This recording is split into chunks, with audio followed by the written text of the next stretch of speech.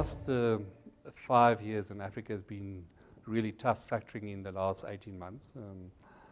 If I look at our business in Africa, we started in all seriousness really in 2010. When we started in 2009, we were generating between 70 and 110 million a month in Africa. We finished last year on average 2.5 billion a month. And so in East Africa, our growth rate compound over 5 years was about 28%. In Southern Africa, which is the small countries around South Africa, about 20%. And in West Africa, about 48%. And so our Africa compound growth rate over 5 years, late 30%. And I think for institutions that have made those investments and understand it's not just a one-year investment. If you look at many of our clients operating on a continent, people like ShopRite and so forth, they do exceptionally well on a continent and very high growth rates. Clearly right now the macro position is difficult for them in terms of currency and so forth.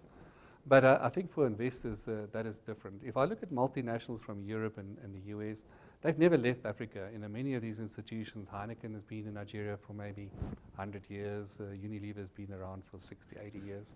These are really old institutions. Siemens actually started their businesses in Africa 158 years ago, and they're still all over Africa. And so you have very, very many of these investors across the continent.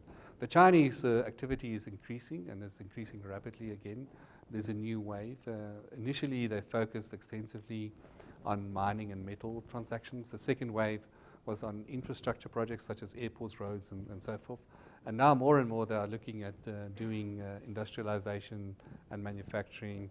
And it's very interesting if you look at a country like Namibia. Namibia's population, 20% of the population now is Chinese. And if I look at the GDP in Nigeria, 12% of the GDP there is created by Chinese companies.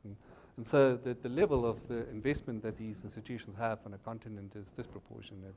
And it comes and goes. But clearly policies are really important. I mean, if you look at a country like Nigeria, it will attract a lot of investment if they can fix the macroeconomic policy, and it's not a difficult thing to do.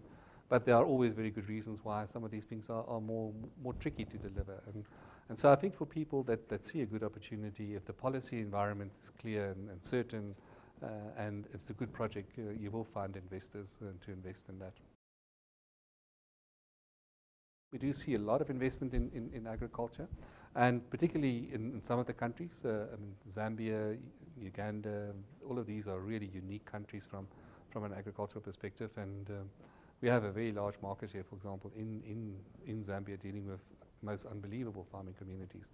The biggest untapped agricultural opportunity is South Sudan, but clearly that is a terrible situation. South Sudan has got the capacity to produce food for all of China, and that's how fertile it is, and that's the tragedy of South Sudan.